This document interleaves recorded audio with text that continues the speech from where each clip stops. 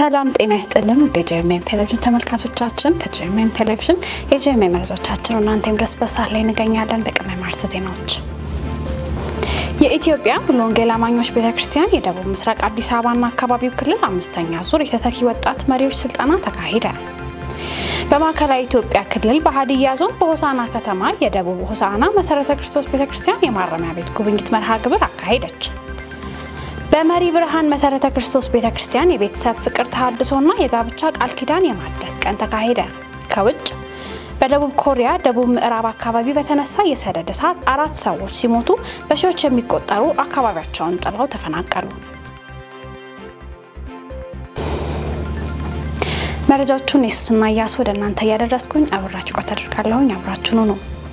የኢትዮጵያ ሙሉ ወንጌል አማኞች ቤተክርስቲያን የደቡብ ምስራቅ አዲስ አበባና አካባቢው ክልል አምስተኛ ዙር የተተኪ ወጣት መሪዎች ስልጠና ተካሂዷል። ቅዳሜ መጋቢት 13 እና እሁድ 14 በጎተራ ሙሉ ወንጌል አጥቢያ በተካሄደው አምስተኛ ዙር የተተኪ ወጣት መሪዎች ስልጠና ላይ ከተለያዩ አጥቢያዎች የተውጣጡ 70 ወጣት መሪዎች ተገኝተዋል። ቅዳሜ ዕለት መጋቢ ዮናስ ስዩም በተግባቦት ርዕስ ላይ ሲያሰለጥኑ እህት ሳራ ወልዳ አማኑኤል ዲጂታል ፒዩሪቲ ስልጠናውን ሰጥተዋል። ይህ የተተኪ ወጣት መሪ ስልጠና በሚቀጥለው ሚያዝያ ወር ላይ እንደሚጠናቀቅ የክልሉ ወጣቶች ታዳጊዎች ልጆችና ቤተሰብ አገልግሎት ክፍል ኃላፊ መጋቢ ኤልያስ አየለ የገለጹ ሲሆን ዓላማው በቀጣይ ቤተክርስቲያን የሚረከብ ትውልድን የሚመሩ ወጣት ተተኪዎችን ማዘጋጀትና ማብቃት መሆኑን ተናግረዋል። በማዕከላዊ ኢትዮጵያ ክልል በሃዲያ ዞን በሆሳና ከተማ የደቡብ ሆሳና መሰረተ ክርስቶስ ቤተክርስቲያን የማረሚያ ቤት የጉብኝት መርሃ ግብር አካሄደች። ኢየሩሳሌም አካሉ ዝርዝር አላት። በደቡብ ሆሳና መሰረተ ክርስቶስ ቤተክርስቲያን አጥቢያ ከጌታ ከኢየሱስ ክርስቶስ የተቀበለችውን የታላቁን ተልእኮ ትእዛዝ ለመፈጸም በተናጠልም ሆነ በህብረት ወንጌልን ከሚሰሩ ጋር በጋራ እየሰራች ያለች ቤተክርስቲያን ስትሆን ለ10 ዓመታትም ያህል በቤተክርስቲያኒቱ ውስጥ ካለው የኤሉዛ የበጎ ስራ አገልግሎት ህብረት ጋር በመተባበር በአቅራቢያ ባለው የሆሳና የህግ ታራሚዎች ማረሚያ ቤትም የምግብ፣ የአልባሳት፣ የሴቶች የንጽህና መጠበቂያና የሳሙና ድጋፍ ስታደርግ ቆይታለች። በቤተክርስቲያኒቷ በየዓመቱ ወደ ማረሚያ ቤት በመሄድ ለታራሚዎች የሚያስፈልጋቸውን ድጋፍ በመስጠት እንዲሁም በመንፈሳዊ አገልግሎት በወንጌል ምስክርነት የእግዚአብሔርን ቃል በመመገብና መጽሐፍ ቅዱስን በመስጠት ደቀ መዝሙር የማድረግና የማነጽ ስራ እየሰራች ትገኛለች። በቤተክርስቲያኒቷ ውስጥ የሚገኘው የኤሉዛ የበጎ ስራ አገልግሎት ክፍል ከዚህ አገልግሎቱ ጎን ለጎን ከ100 በላይ ለሚሆኑ የመማሪያ ቁሳቁስ ድጋፍ የሚያደርግ ሲሆን በበዓላት ወቅትም ከ50 በላይ ለሚሆኑ አቅመ ደካሞች የአይነትና የቁሳቁስ ድጋፍ በማድረግ ላይ ትገኛለች። በእለቱ ከ1200 በላይ ታራሚዎች ድጋፍ የተደረገ ሲሆን በወንጌል ስርጭትም ስራ 43 ሰዎች ጌታን አግኝተዋል። በመጨረሻም የቤተክርስቲያኒቷ መሪ ወንድም ድንቁ ዳንኤል ከአገልግሎቱ ጎን በመሆን በጸሎት በገንዘብ የተለያዩ ቁሳቁሶች ድጋፍ በማድረግ አብረው ያገለገሉ ላሉ የቤተክርስቲያኒቷ መሪዎች፣ ምእመናን፣ የህብረቱ አባላት እግዚአብሔር ይባርካችሁ በማለት አመስግነዋል። በመሪ ብርሃን መሰረተ ክርስቶስ ቤተክርስቲያን የቤተሰብ ፍቅር ተሐድሶና የጋብቻ ቃል ኪዳን የማደስ ቀን ተካሂዷል። ዳንኤል አንተነህ ተጨማሪ ዝርዝር አለው። በመሪ ብርሃን መሰረተ ክርስቶስ ቤተክርስቲያን የቤተሰብ ፍቅር ተሐድሶና የጋብቻ ቃል ኪዳን የማደስ ቀን ተካሄደ። መጋቢት 14 ቀን 2017 ዓ.ም በመሪ ብርሃን መሰረተ ክርስቶስ ቤተክርስቲያን በተዘጋጀው በዚህ ፕሮግራም ላይም የቤተሰብ ተሐድሶ ትምህርት በመጋቢ መስገን የተሰጠም ሲሆን ከ25 እስከ 48 ዓመት በጋብቻ ለቆዩትም እውቅና በመስጠት የምስክርነት ጊዜም ተካሂዷል። በፕሮግራሙ የጋብቻ ቃል ኪዳን የማደስና የእርስ በርስ የመበራረክ የጸሎት እንዲሁም የራት ጊዜም ተካሂዷል። የዛሬው ፕሮግራማችን የጋብቻና ቤተሰብ የአንድነት ዓመታዊ በዓል ነው። በዚህ ዓመታዊ በዓል ላይ ዓላማው ባለትዳሮች እርስ በርሳቸው በፍቅር ድጋሚ ወደ ኋላ ዞር ብለው እንዲያስቡ እና የተሐድሶ ጊዜ እንዲሆን የእግዚአብሔርን ቃል የሚማሩበት እንደዚሁም ደግሞ የቃል ኪዳን ተሐድሶ የሚያደርጉበት ጊዜ ነው ማለት ነው። የዚህ ፕሮግራም እንግዲህ ጠቀሜታነቱ አንደኛው የመጀመሪያው ነገር ትዳርን በየዘመናቱ የራሱ የሆነ ተግዳሮት አለ። በተለይ ደግሞ በዚህ ዘመን በዓለም አቀፍ ደረጃ ትዳርን መንፈሳዊ ክርስቲያናዊ ትዳር ወይም ደግሞ ማንኛውንም ትዳር የሚያበላሽ ወይም የሚያቆሽሽ የተለያዩ አይነት አስተሳሰቦችና አመለካከቶች በመንግስትም ስፖንሰር ተደርገው ያሉበት ሁኔታ ነው። ስለዚህ በዚህ ጊዜ ደግሞ ቤተክርስቲያን የትዳርን እግዚአብሔር የፈጠረው ወይም ደግሞ የእግዚአብሔር ተቋም እንደመሆኑ ይሄንን ትዳር የበለጠ ሰዎች ትኩረት ሰጥተው አክብረው እንዲኖሩ ለማነሳሳት ነው ማለት ነው። ስለዛሬው የጋብቻና የቤተሰብ ፕሮግራም በጣም ደስታ ይሰማናል በዚህ ላይ በመገኘታችን። ይሄንን ደግሞ ቤተክርስቲያን ስላዘጋጀችልን ቤተክርስቲያንን እንደገና ደግሞ ይሄንን ነገር አስቦ ያዘጋጀልን ወደዚህ ነገር ውስጥ እንዲሆን ያደረገልን እግዚአብሔር አምላካችንን እናመሰግናለን። በትዳር 25 ዓመት አሳልፋችኋል ብለው በሰጡን ዕውቅና ደግሞ ልዩ ስሜት ይሰማናል። 25 ዓመት በትዳር ውስጥ አሳልፋችኋል ተብሎ የብር ኢዮቤልዩ አችን ቀን ስለሆነ ሰርቲፋይ አድርገውናል፣ ሰርቲፊኬት ሰጥተውናል። ይሄ ሁሉ ክብር ለእግዚአብሔር ይሁን። ደግሞ ቤተክርስቲያንን እግዚአብሔር በዚህ ትሬንድ እንዲያሰፋት ምኞታችን ነው። እግዚአብሔር የተመሰገነ ይሁን። ይሄንን እድል ስለኡነት እግዚአብሔር እንደሰጠኝ ነው ማምነው። ስለዚህ እድሜና ዘመንን ጨምሮልኝ ለዚህ መብቃቴ ለኔ ትልቅ ነገር ነው። ስለዚህ እግዚአብሔርን አመሰግናለሁ። የረዳኝን እግዚአብሔርን አመሰግናለሁ። የእግዚአብሔር ቃል እንደሚናገረው በብዙ የረዳንን እግዚአብሔርን እናመሰግናለን እኔና ቤቴ። ከዛ በመቀጠል ደግሞ ቤተክርስቲያንን እግዚአብሔር ይባር። በብዙ ዋጋ ብዙ ሳክሪፋይ በማድረግ ብዙ ነገሮችን በማድረግ ዋጋ በመክፈል ለኛ ይሄንን ፕሮግራምና እድል ስለሰጡን ቤተክርስቲያናችንን በጣም እጅግ አድርገን እናመሰግናለን። ባለፉት 48 የጋብቻ ዘመናችን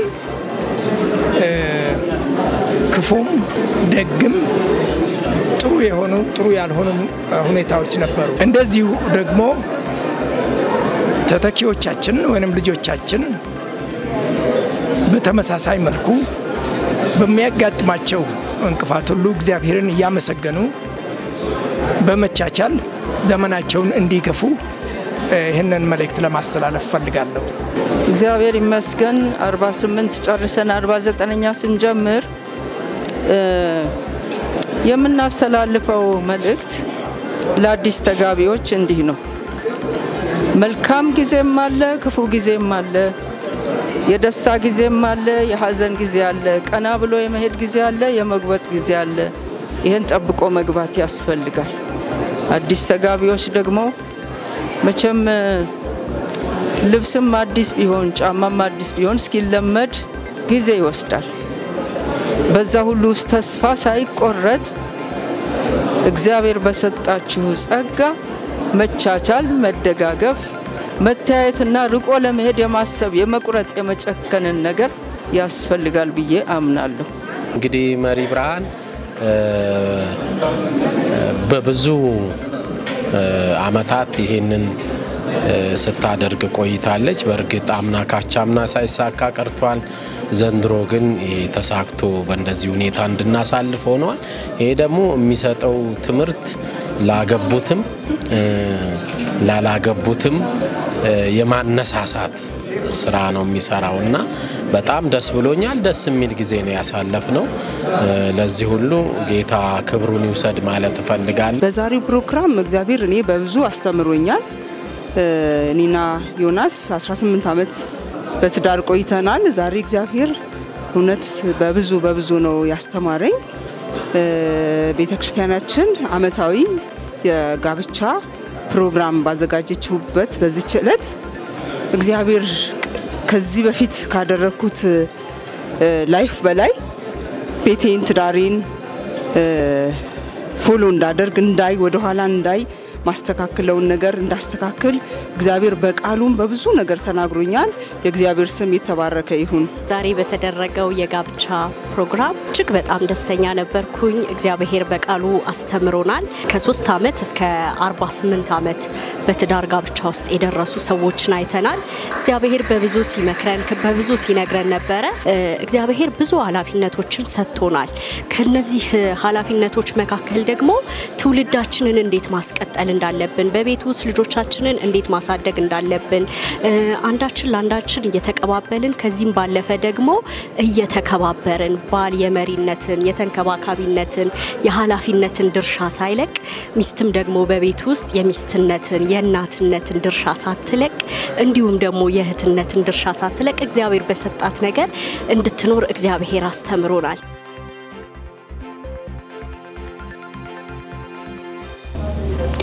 ኮሬብ የጸሎትና የወንጌል አገልግሎት 4ኛ ዓመት የምስረታና ልዩ የምስጋና ፕሮግራም በሳሮ ማሪያ ሆቴል አካሄደ። ታምራት ሞቲ ዝርዝር አለው እንደሚከተለው ይቀርባል። ከ24 ዓመታት በፊት ምስረታውን ያገኘውና ወንጌል ያልደረሰባቸው ጠረፋማና የሙስሊም ህብረተሰብ በሚበዛባቸው ስፍራዎች እንዲሁም በባዕድ አምልኮ ተጽዕኖ ስር ያሉ አካባቢዎችን ትኩረት በማድረግ በወንጌል መድረስና ሰዎችን ለእግዚአብሔር መንግስት ማብቃት ዋነኛው ተልእኮ ነው። ኮሬብ የጸሎትና የወንጌል አገልግሎት ምስረታውን ያገኘበትን 24ኛ ዓመት የምስጋና በዓልም በሳሮ ማሪያ ሆቴል የአገልግሎቱ አጋሮችና የወንጌል አገልጋዮች በተገኙበት በተለያዩ መንፈሳዊ መርሃ ግብሮች ተከብሮ ማልፏል። ዕለቱም በፎቶ አውደሪ በጸሎትና የዝማሬ አገልግሎት የተከናወነ ሲሆን በነቢይ ጥላሁን አማካኝነትም ወንጌል በምንም ሁኔታ ውስጥ ይነገራል፣ ጊዜውም ይህን የሚያረጋግጥ ነው ሲል ከእግዚአብሔር ቃል ጠቅሶም አገልግሏል። ቀጥሎም የኮሬብ የጸሎትና የወንጌል አገልግሎት ራዕይ ተቀባይና መሪ የሆነው መጋቢ አለሙ አሌኮ ጥሪውን አክብረው የተገኙለትን እንግዶች በማመስገን በኢትዮጵያ ቤተክርስቲያን እንደ መለኮታዊ ተቋምነቷ በምድር ላይ የጽድቅ ተጽዕኖ እንድታመጣና የወንጌል ኃይልን በስልጣን እንድትገልጥ በትምህርት በስብከት በምክር ማነጽና መገንባትን ባለፉት ዓመታት በኢትዮጵያ 99.5 ከተሞችና ገጠር ከተሞች እንዲሁም በጎረቤት የአፍሪካ ከተሞች ጭምር ሲተገበር መቆየቱንና በብዙ ውጣ ውረዶች ውስጥም እያለፈ እያገለገለ እንደሚገኝም ገልጿል።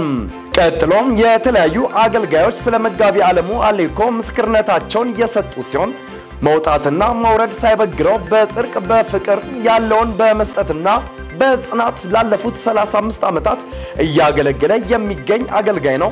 በሱ የተጀመረው ራዕይ ዳር እስኪደርስ የሁላችንም አስተዋጽኦና አብሮነት ያስፈልጋልም ሲሉ ተደምጠዋል። በዕለቱም የተገኙ አገልጋዮች የኮሬብ የጸሎትና የወንጌል አገልግሎት ቀጣይ ለሚሰራቸው የወንጌል አቅጣጫዎች ዘርን የዘሩና የጸልዩ ሲሆን መጋቢ አለሙ አሌኮም ለኢትዮጵያ ቤተክርስቲያንና ለቅዱሳን እንዲሁም ስለ አገልግሎቱ ይህን መልእክት አስተላልፈዋል። ክብር ሁሉ ለኢየሱስ ይሁን።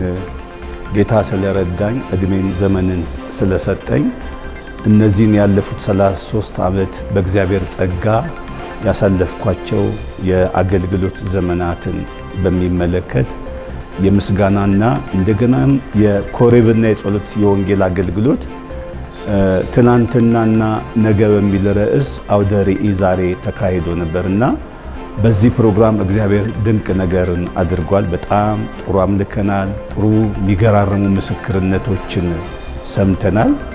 መፈጠሬን ዛሬ በጣም ወደድኩት። ምክንያቱም እግዚአብሔር ለካ እንደዚህ የሚዳሰስ ስራን በህይወቴ እንደሰራ አሁን አስተዋልኩኝ። ስለተገኙ ወንድሞቼና እህቶቼ ጌታን አመሰግናለሁ። በተለይም ደግሞ ለዚህ ለአውደ ርዕዩም ለምስጋና ምክንያት የሆነኝን በተለይ አንዱን ሰው ወንድሜን ስሙን መጥቀስ ባልፈልግም በብዙ ገንዘቡን በማፍሰስ ሐሳብን በማመንጨት ነጋዴ ነው፣ ግን ትልልቅ አገልጋዮች ከሆኑ በላይ መንፈሳዊ መረዳትና የአይን መከፈት ያለው ሰው ነውና በጣም ጠቅሞኛል፣ መክሮኛል። በጣም ትልልቅ ሐሳቦችን ከሱ አገኝ ነበርና እሱንም የቦርድ አባላትንም ባለቤቴንም ጓደኞቼ ማለት አብረውኝ ከጎኔ የቆሙትን ያበረታቱኝ ሌሎችም ደግሞ ዛሬ ያልተገኙትን ግን በምክንያት የቀሩትን በብዙ አቅጣጫ ጓዳዬን ልጆቼን ባለቤቴን ያስቡ የጎበኙትን ሁሉ እግዚአብሔር ይባርክላለሁ። ጌታ ኢየሱስ ይባርካችሁ። አመሰግናለሁ። ክብር ለኢየሱስ ይሁን። በኢትዮጵያ 5 ሚሊዮን የሚሆኑ የህብረተሰብ ክፍሎች የአእምሮ እድገት ውስንነት እንዳለባቸው ተነገረ። በዓለም የጤና ድርጅት አሃዛዊ መረጃ መሰረት ከዓለም ህዝብ ውስጥ በአማካይ 3% የሚሆኑ የአእምሮ እድገት ውስንነት ያለባቸው ሲሆኑ በኢትዮጵያ ደግሞ ከ5 ሚሊዮን በላይ የሚሆኑ የአእምሮ እድገት ውስንነት ያለባቸው የህብረተሰብ ክፍሎች እንዳሉ የተደረገው ጥናት የሚያመላክት መሆኑን በፍቅር ኢትዮጵያ የአእምሮ ውስንነት ማህበር የፕሮጀክት ስራ ሂደት አስተባባሪ የሆኑት ወይዘሮ ፋንታይ ተክሌ ተናግረዋል። በኢትዮጵያ የአእምሮ እድገት ውስንነት ያለባቸውን ታዳጊዎች ላይ በጣም ከፍተኛ የሆነ አድሎና መገለል እንደሚደርስባቸው ተጠቁሟል። በርካታ የማህበረሰብ ክፍሎች ከአምላክ እንደመጣ የኃጢአት ቅጣት የመቁጠር የተሳሳተ አመለካከት በመኖሩ ልጆችን ወደ ትምህርት ቤት ለመላክና ከቤት ይዞ ለማውጣት ፍራቻ እንደሚሰማቸው ተናግረዋል። በአብዛኛው የአእምሮ እድገት ውስንነት ያለባቸው ልጆች ከዝቅተኛ የኑሮ ደረጃ ከሚኖሩ ወላጆች የሚመጡ መሆኑንና ለቤተሰቡ እንደ ሸክም የሚቆጠሩ በወላጆቻቸው ፍቅርና ክብካቤ የሚነፈጉ በመሆናቸው እንደ ሌሎች ልጆች ለመማር እድል ስለማያገኙ በቤት ውስጥ ተወስነው ይቀራሉ ተብሏል። ይህም ተያያዥ ለሆኑ ሌሎች የአካል ጉዳቶችና ለወሲባዊ ጥቃትን በከፍተኛ ሁኔታ ተጋላጮች እየሆኑ እንደሚገኙ ተገልጿል። መረጃውን ከዳጉ ጆርናል አገኘ ነው። በህገወጥ የእንስሳት አደን ምክንያት የዋልያዎች ቁጥር ከ1000 ወደ 306 መቀነሱ ተገልጿል። በህገወጥ የእንስሳት አደን ምክንያት በሰሜን ተራሮች ብሔራዊ ፓርክ የሚገኙት የዋልያዎች ቁጥር ከ1000 ወደ 306 መቀነሱን የኢትዮጵያ የዱር እንስሳት ጥበቃ ባለስልጣን አስታውቋል። በኢትዮጵያ በተለይም በሰሜን ተራሮች ብሔራዊ ፓርክ የሚገኙ ብርቅዬ የዋልያዎች ቁጥር ከዚህ በፊት ባልተለመደ ሁኔታ መቀነሱን የባለስልጣኑ ምክትል ዋና ዳይሬክተር አቶ ሰለሞን መኮንን ተናግረዋል። ለብርቅዬ የዋልያዎቹ ቁጥር መቀነስ ዋና ምክንያቱ የሰሜኑ ጦርነት እንዲሁም ከዚህ ቀደም ታይቶ በማይታወቅ መልኩ ህገወጥ የእንስሳት አደን መሆኑን አንስተዋል። አክለውም የዋልያዎቹ ቁጥር ከዚህ ቀደም ከነበረው አሃዛዊ ቁጥር አንጻር ሲታይ በአሁኑ ወቅት ያለው አሳሳቢ ስለመሆኑም ተናግረዋል። ይህ በኢትዮጵያ ብቻ የሚገኘውን የዋልያ ዝርያ አሃዛዊ ቁጥር መቀነስ በተመለከተ ቁጥራቸውን ወደ ነበረበት ለመመለስ ያለመ የውይይት መርሃ ግብር በጎንደር ከተማ መካሄዱን ጠቁመዋል። መረጃውን ከአሃዱ አገኘ ነው። መረጃዎቻችን ቀጥለዋል። አሁን ደግሞ ከውጭ ያገኛቸው መረጃዎችን አልፋለን። በደቡብ ኮሪያ ደቡብ ምዕራብ አካባቢ በተነሳ የሰደድ እሳት 4 ሰዎች ሲሞቱ በሺዎች የሚቆጠሩ አካባቢያቸውን ጥለው ተፈናቅለዋል ተባለ። እሳቱን ለመቆጣጠር ወደ አካባቢው ከ9000 በላይ ባለሙያዎችና 120 ሄሊኮፕተሮች መላካቸውን የደቡብ ኮሪያ ባለስልጣናት ገልጸዋል። ሰደድ እሳቱ ከዋና ከተማዋ ሴኦል 300 ኪሎ ሜትር ርቃ በምትገኘው ሻንቼኦንግ የተነሳ ሲሆን የሞቱት 4 ሰዎችም አደጋውን ለመቆጣጠር የተላኩ ሰዎች መሆናቸው ተዘግቧል። ሰደድ እሳቱን ለመቆጣጠር ደረቅ ቦታ መሆኑና ነፋሻማ መሆኑ እንዳስቸገራቸው የተገለጸ ሲሆን እስካሁን ከ1464 ሄክታር በላይ መሬት ተቃጥሏል። በኢሶንግ በተነሳ የሰደድ እሳት ደግሞ ከ6800 ሄክታር በላይ የተቃጠለ ሲሆን ከ2700 በላይ ሰዎች ከቦታው እንዲለቁ ስለመደረጉና ከ162 በላይ ህንጻዎች መቃጠላቸው ተዘግቧል። እንደ ሻንቼኦንግ አስተዳዳሪዎች ከሆነ 70% የሚሆነው የሰደድ እሳት በቁጥጥር ስር የዋለ ሲሆን መንግስትም እሳቱ በተከሰተባቸው አካባቢዎች የአደጋ ጊዜ አዋጅ አውጇል። መረጃዎቻችንን ከማጠቃለላችን በፊት አርዕስተ ዜናዎቹን እናስሳችሁ። የኢትዮጵያ ሙሉ ወንጌል አማኞች ቤተክርስቲያን የደቡብ ምስራቅ አዲስ አበባና አካባቢው ክልል 5ኛ ዙር የተተኪ ወጣት መሪዎች ስልጠና ተካሄደ። በማዕከላዊ ኢትዮጵያ ክልል በሀዲያ ዞን በሆሳና ከተማ የደቡብ ሆሳና መሰረተ ክርስቶስ ቤተክርስቲያን የማረሚያ ቤት ጉብኝት መርሃ ግብር አካሄደች። በመሪ ብርሃን መሰረተ ክርስቶስ ቤተክርስቲያን የቤተሰብ ፍቅር ተሐድሶና የጋብቻ ቃል ኪዳን የማደስ ቀን ተካሄደ። ከውጭ በደቡብ ኮሪያ ደቡብ ምዕራብ አካባቢ በተነሳ የሰደድ እሳት 4 ሰዎች ሲሞቱ በሺዎች የሚቆጠሩ አካባቢያቸውን ጥለው ተፈናቀሉ። ለለቱ ያዝናቸው የዜና መረጃዎቻችን ይህን ይመስሉ ነበር። እኔ ሱስና ያሱ መረጃዎችን ወደ እናንተ ያደረስኩኝ አብራችሁ ቆይታ አደረኩኝ። መረጃዎችን ያዘጋጁላችሁ ደግሞ ነፃነት አቁሙ፣ ዳንኤል አንተነና ታምራት ሞቲ ነበሩ። ከቀሪ የጄኤምኤም ቴሌቪዥን ፕሮግራሞቻችን ጋር መልካም ቆይታ